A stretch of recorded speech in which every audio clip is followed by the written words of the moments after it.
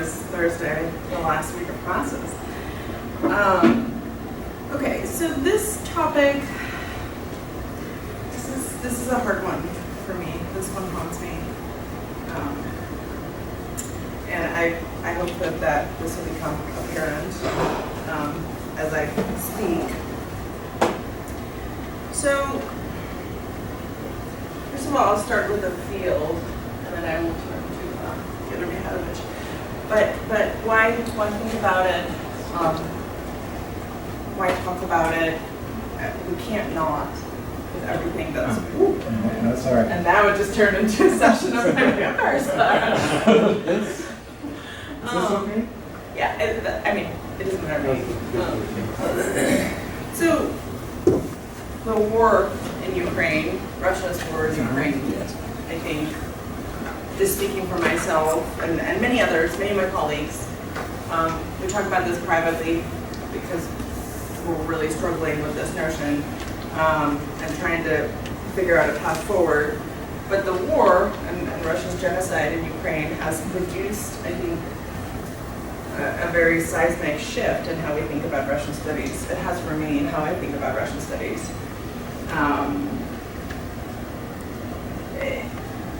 And again, it's very complicated because this is a field that historically had sought very much to, how do I say this, inoculate itself from political realities, right, during the Cold War, during Soviet times, a very ideological regime and operating in the United States. Certainly the field has been very focused on formalism. And part of what I want to say is also that formalism is not enough. Formalism is problematic. Formalism is a path to take, to look at art for art's sake and not think about the outside realities. But I personally have never found it to be sufficient, and I don't find it, I find it woefully problematic and insufficient right now.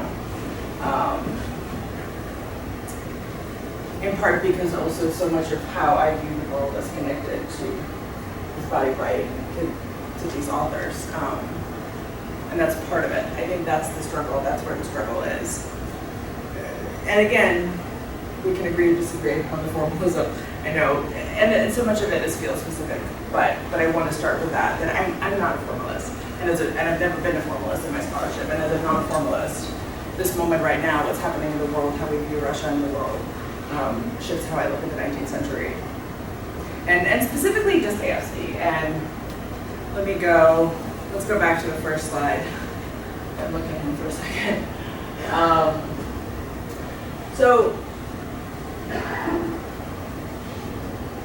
I have them.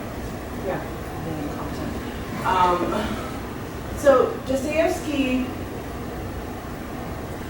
there's a lot to say about Dostoevsky, and I don't know how much background you have on Dostoevsky, and so I was thinking I would give a little bit of background on Dostoevsky before I start. I often include Dostoevsky in all of my introductions to Russian culture, Russian literature, and I weave him into a narrative that I've espoused and talked about and advanced for many years about Russia as inherently distinctive from other countries. And we can say this about any country. And weaving different details, nuances, diversities within that narrative. And Dostoevsky is a big part of that narrative for me, and this is where some of the troubles and challenges kind of feed into things. So let me do a little bio on Dostoevsky. So I don't know how much you know about him, and I'll try to focus on a couple of just focus on some milestones and see if that helps.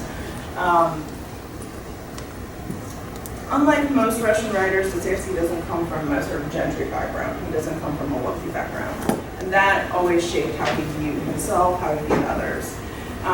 Probably the biggest milestone in his life was he spent some time as a young man in a socialist book club, and this led to him being exiled and imprisoned into Siberia for several years. There was a moment where he thought he would be killed, and there was a mock execution, and he didn't know that this was not going to happen, and this was deeply traumatic and difficult for him. And from that moment, he really shifted the way that he thought about pretty much everything. So he was in the socialist book club, and then he proceeded to become very conservative in his thinking from that moment onwards. And the way that he justified is that he learned about quintessential Russian values while in Siberia, connecting with a range of people, most of them criminals, but he grew from this suffering into a very conservative thinker. Okay, so now, and I can talk more background about him, but he spent a lot of his life rehabilitating himself from that experience as this political exile. And eventually, by the end of his life, he was very well established. Literally in all circles, he's very well known. And this brings me to the last 2 decades of his life. And I kind of jump and forth across his life, but I'll focus on this because I think this is kind of a very problematic topic that is hard to confront. And there are things of it that I won't necessarily get into and share because they're problematic statements. So in the last 2 decades of his life, he became very interested in the role of nationality as a key feature in how human beings are differentiated from each other. So Joe Scanlon, recently passed away, has written an incredible book about Dostoevsky's thought, and I will rely on him a bit here to just kind of summarize this for you as background. And I won't summarize all of it, and there's a reason for that. So basically, a lot of this for Dostoevsky begins with Bedinsky, another Russian liberal philosopher. And some of this is really abstract, so I apologize for that. I'll try to not get super into the granular. So Bedinsky, in 1846, argues that what personality is in relation to the idea of man, nationality is in relation to the idea of humanity. In other words, nationalities are personalities of humanity. Okay, whatever that means. It's an idea. Dostoevsky found this really interesting. He became very attached to what he called his Russian idea. Now, this idea is multi-layered, and part of the challenge here is that many of his ideas, many of the notions that he ties to the Russian idea are deeply important to him, and they're deeply important to us as readers of his novels. And I should also say, I'll focus a lot on his non-fiction writing, and then at the end I'll sort of conclude with, so how do we deal with this in the fiction? Because it's a lot more loose, obviously, as all fiction is. So this idea was really important to him. And embedded in this idea, you have sympathetic notions and positive ideas, and then you have deeply problematic messianic nationalism and outright chauvinism. So this is kind of the dilemma, to talk about it. And again, you have to sort of tread carefully here because there's a range of ideas, but I think it's really important that we consider these things really vigilantly and carefully in light of what's happening in the world. Okay, so you begin with a sort of neutral, innocent idea. What is known as Pushkin, which is basically Dostoevsky's philosophy of the native soil. Okay. In 1862, he has his essay, Two Camps of Theoreticians, where he first kind of articulates a lot of this native soil philosophy. And here again, okay, seems interesting. Inevitably, and one of the things that he says is that every people inevitably forms its own perception of the world, its own cast of mind, its own customs, its own rules of social life. And what he means by this, and I'll quote Scanlon here, is different soils produce different plants. So, and then a little bit further in a different piece, a couple years later, he says, in Damien, he says, in our earth here is something of our own, something native that is embedded in the natural ancestral foundation of the Russian character and customs. That salvation lies in the soil and the people. Western ideas can never wholly suit us. And this is all within a broader debate happening in 19th century Russia between Westernism and between Westernizers and Slavophiles, people who believe that Russia is part of a quintessentially Slavic civilization that is inherently different and must return to those roots, and it's very important that it return to those roots. And then others who believe, no, let's just be Western. Let's look to Western Europe as a path. And again, those ideas are a lot more complicated. I'm trying not to get super granular on all the different nuances here. But in response to this debate, Dostoevsky was like, I have my own idea, and it's this native soil philosophy. And he had a real problem. Needless to say, if we think about where he might fall between these two camps, he has a real problem with the Westernizers because he thinks that they, in the interest of a pan-humanism, they impose an alien culture on the Russian soil. So a little bit hostile to these people, but you know, I haven't jumped the shark quite yet. I won't jump the shark, but I'm trying to kind of prepare you. So at this point, these ideas just the native soil, there's a typo there, right? What I mean to say is don't go beyond, or in this moment they don't, but they do go beyond. So those ideas are basically utopian essentialism about national characteristics. So not a big deal, right? But here's where things kind of shift for him, because he goes far further than this. So, and I think it's really important to discern the differences between these ideas and kind of, I thought I'd articulate this because I have a hard time saying it, but there's a slippery slope. There's kind of ideological spectrum in his thinking that I think we really need to parse out, because often ideas that sound innocent and positive become deeply problematic and xenophobic in other contexts.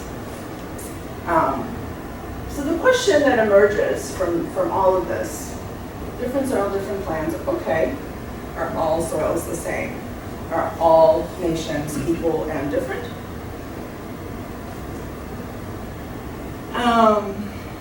Over time, we come to see that this is not the case for Dostoevsky necessarily. In many of his nonfiction writings, we see a transition from a discussion of Russian difference into a discussion of Russian superiority, which is deeply, deeply problematic and is something that we need to be really mindful of in light of present realities. And I'll parse this out a little bit more. He based these two ideas, on two kind of core beliefs, that Russians had a special capacity for brotherhood, and that there was a kind of universality to Russia. Once again, okay, interesting. What do you mean by that? And what we mean is something complicated and problematic. So he thought that, Russians had tremendous ability to empathize with others and share a true spirit of brotherhood with them. The Russian spirit is broader than class hostility, than class interests and privileges. Our new Russia has understanding. There is but one cement, one bond, one soil in which all come together and are reconciled. There is universal spiritual reconciliation, the foundation of which lies in our upbringing. Okay. And then he's got some more ideas about, the ethical nature of Russian and all this emphasis on the common cause, common good before individualism. And that this general idea that in Russia the law of law is more powerful than the law of personality. Okay. So we're still kind of utopia land in many ways. And I will say, as I get into his more problematic ideas, I'm not going to read them, I'm not going to talk about them at length. I will try to generally summarize them because I'm not interested in propagating them. This is where things get problematic because many of these ideas become the basis for criticisms of other nations. The West is criticized as being too individualistic, and then Dostoevsky has this pervasive, deep-seated anti-Semitism, which we see throughout. And again, I want to name it. It's there. I can show you the quotes. I'm not going to repeat it. So one could be skeptical about whether Russians truly have a monopoly on this sense of community, which is the first problem one might present to his ideas. But the idea of brotherhood is where things get really, really, really problematic. Because if you focus any kind of attention into what's happening right now in the world, this idea of brotherhood is how the Russian Federation justifies a lot of its violent attacks in Ukraine. And the Russian Orthodox Church, too. So, and again, that's another ideology I don't wish to repeat. And if you think I'm being unfair and jumping too far from his ideas, from his neutral, innocent ideas, I want to talk about the universalism bit a little bit too. Because once again, talking about Russian universalism, this capacity is entirely a Russian national capacity. And Pushkin, Russia's great writer, simply shares it with our entire people. And as a quintessential artist, he's also the quintessential exponent of this capacity, at least in his activity, the activity of an artist. Our people truly contain in their soul this aptitude for universal responsiveness and universal reconciliation, and they have already displayed time and again throughout the 2 centuries since Peter's reforms. A little bit further, once again, a marked distinction from the European. Marked peculiarity is what prevails. And its highest synthetic ability, its capacity for universal reconciliation, for pan-humanity. The Russian sympathizes with all humanity without distinction of nationality, blood, and soil. He has an instinct for pan-humanity. And again, this is his own understanding of pan-humanity, which he has a problem with among Westernizers because they're looking to impose a different ideology on Russia. He guesses by instinct, this is again about Pushkin here, by instinct the pan-human feature, even the most pronounced idiosyncrasies of other nations. He at once harmonizes and reconciles them with his idea, finds a place for them in his conclusions, and not infrequently discovers the point of unity and reconciliation in the completely antithetical competing ideas of 2 European nations.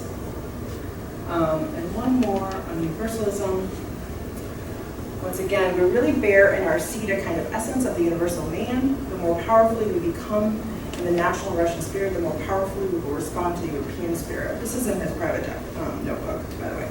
So it sounds a little bit different. We'll take its elements into our own, become akin to it spiritually, for this is pan-humanity, and perhaps we would even be helpful to them, to the Europeans, having uttered to them our special Russian word, which they forcibly sundered, have not yet heard. Our language ability, our understanding of all European ideas, our emotional and spiritual assimilation of art, all this so as to unite in harmony and concord the uncoordinated individual national units. And this is Russia's assignment. We will see this as a dream, ravings, very well, permitting these ravings and this dream. So I'll stop on this one because it's deeply problematic. It sees no boundaries. And I'm not reading here his comments about other Slavic nations, but he's made them about Poles, about Czechs, about Ukrainians, about how Russia, and again, I have this quote, I'm not going to say it, but the idea is Russia must master the Slavic lands, just to begin with. He was comfortable with this idea that Russia is in charge of these areas. In fact, we're doing these areas a favor by bringing them together. And so, you can imagine how this philosophy, and again, he's not enacting this philosophy into reality, and I'm certainly not here calling for burning of books, and I'll talk about that in a second. I think that's hysteria to talk about it like that. But I think this is a very problematic ideology, and it all springs from that different soils, different plants. Very nice utopian idea of distinctiveness. And I will tell you, I've spent 20 years talking and thinking about the distinctiveness of Russia. And again, different and equal But you can see the ways in which, for some thinkers, this is a slippery slope, and I'll talk about Tolstoy a little bit too, just because I thought I'd give him a cameo, inevitably, because he takes these ideas in a very different direction. I think it's worth noting that you can focus on the sense of strong Russian sense of community, and Russian sense of empathy, if you will, or sort of more collective perspective on the world, and you can talk about that without it meaning that Russia must enact this kind of national unity of all the different nations and assimilate them, basically, right? So you can see the kind of slippery slope between collective togetherness and colonialism here that I think, again, we're going to talk about sufficiently in the field. And I've spent most of my career studying Dostoevsky's novels, and because I'm no scholar of literature, but I also studiously avoiding some of his polemic writings, which I have now stopped doing for the purposes of this talk very intentionally, and it's complicated, it's hard, and I will. Because I just mentioned the fiction, and I'll talk about kind of how where we go from here, what we do with it. This is from the novel Demons. I wrote a chapter of my dissertation on this book, and spent a lot of time on it. But this is, there's a lot of different characters, lots of ideas. It's a very ideological book. You need a ton of background knowledge to kind of approach this book. But the thing in this book, and again, this is Shata, this is one of the, sort of the protagonist, if you will. And he says, I believe in Russia, I believe in orthodoxy, I believe in the body of Christ, I believe that the new coming will take place in Russia, I believe. And then there's these are kind of my favorite two lines. That he kind of still can't bring himself to totally say he believes in God, but I digress there. But this idea that this, again, strong utopian belief. And I will tell you that for Dostoevsky was not uncomfortable with the idea that wars might be necessary to make these things happen. During the Russo-Turkish War, Tolstoy cried out against the Russian involvement with the Serbs in the Balkans in their fight against the Ottomans. And Dostoevsky was super pro-war. He thought this was what Russia had to do. And he writes about how wars may be necessary. And again, the reason this is so complicated is because this is also an author whose first book, Crime and Punishment, is about someone dying because they killed someone, and talking about the suffering of children. Like all of these very noble, morally upright ideas that go hand in hand with these other deeply problematic ideas, and I've heard Ukrainian scholars and critics talk about how deeply problematic it is that Dostoevsky, even in a book like Crime and Punishment, would have us find a way to redeem the murderer, right? But I'm not going to get super into that because I wanted to focus on the Russian idea a little bit more.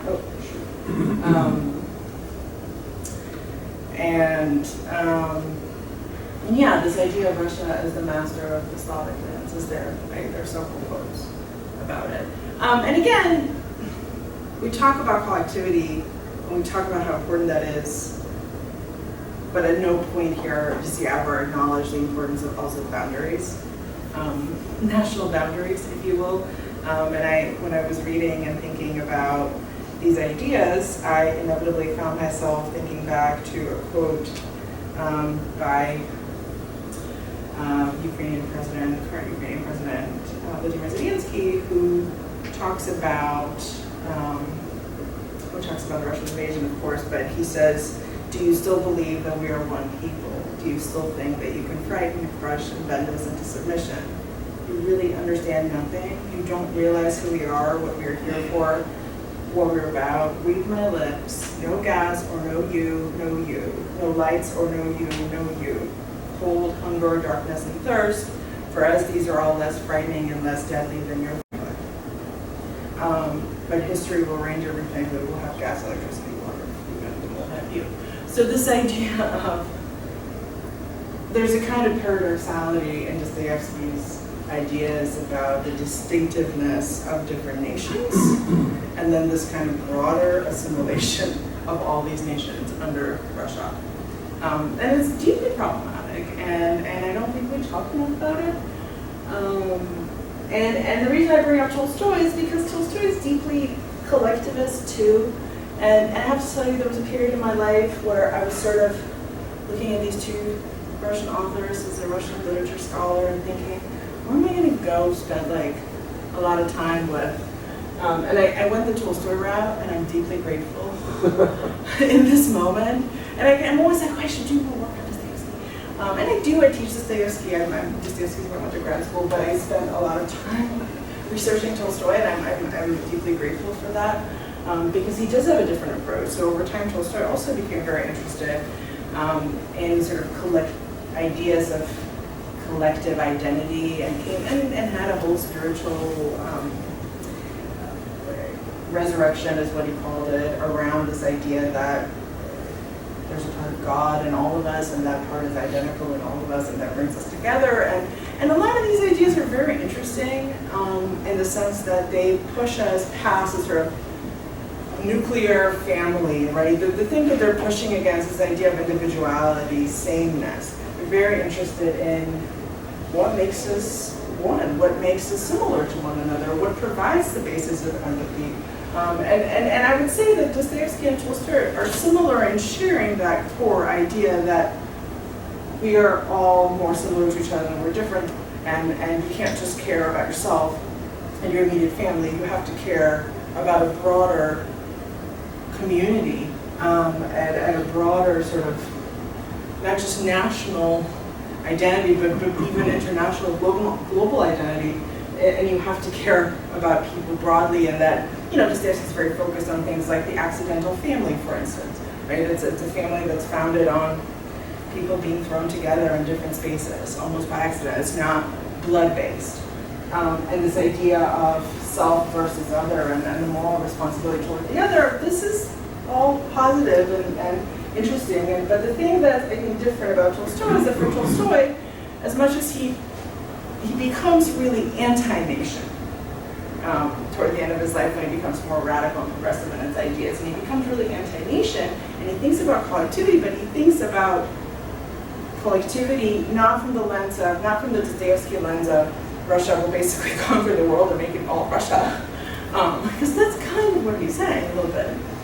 Tolstoy is more like, let's abolish the sheer idea of the nation. In fact, also abolish governments, and he's a kind of Christian anarchist, basically. And let's just have a world, a universal world, without any boundaries whatsoever, right? And this may perhaps seem as problematic.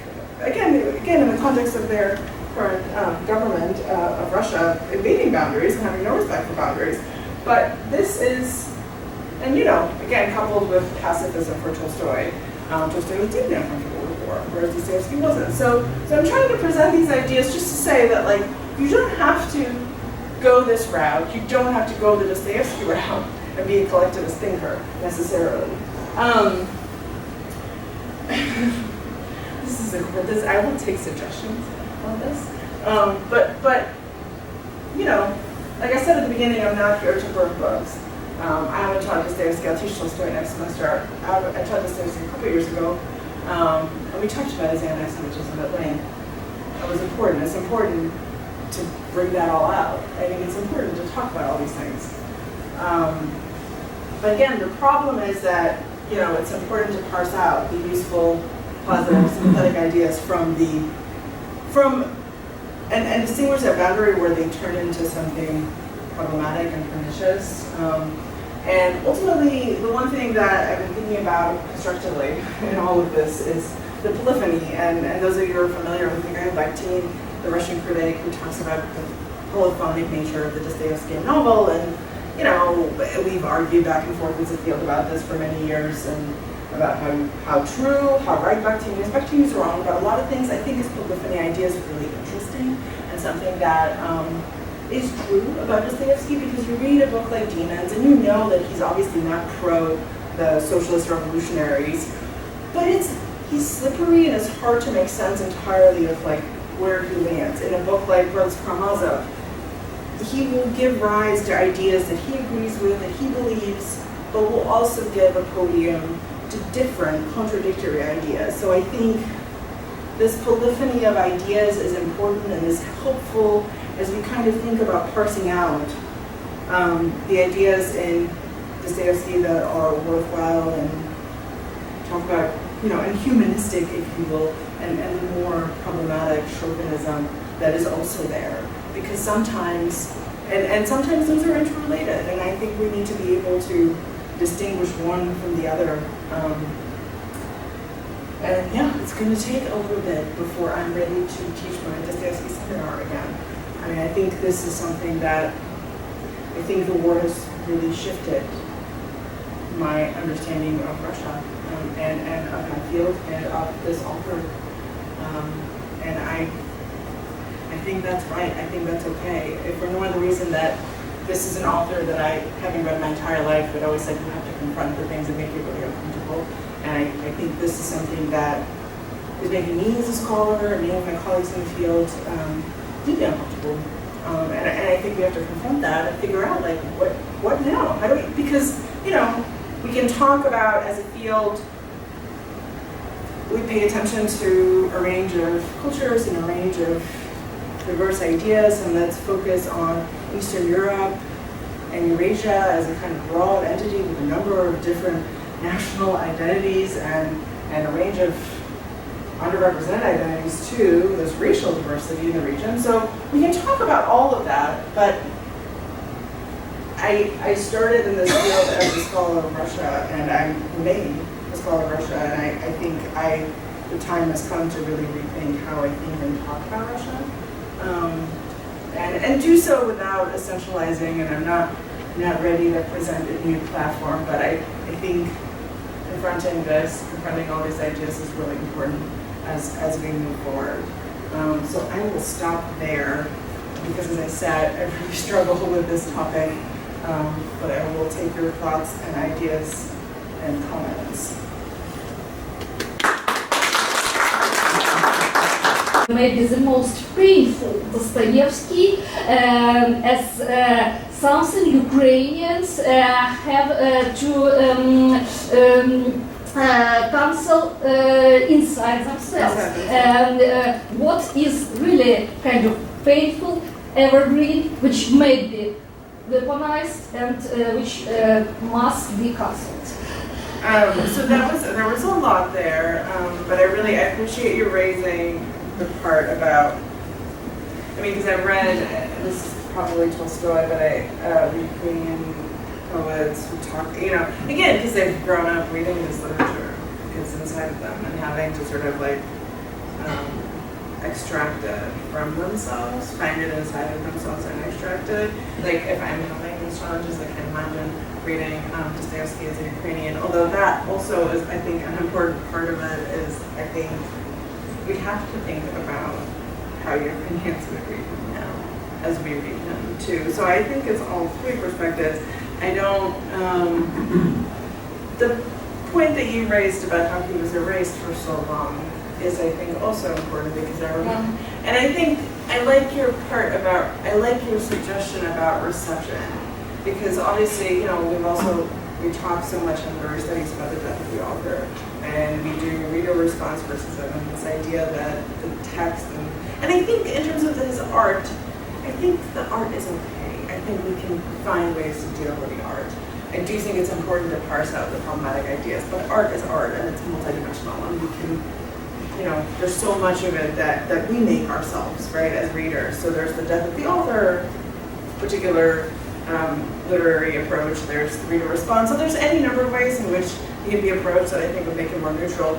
But in terms of reception, again, I also remember growing up in a country like Albania and Dostoevsky being contraband in Albania, and my family members smuggling him into the country from former Yugoslavia and reading Dostoevsky at a very young age, unfortunately too young, and thinking, like, I have discovered this contraband, this was this writer that was banned, right? So that idea, and him being sort of marginalized during the Soviet Union as this other, his own convict past.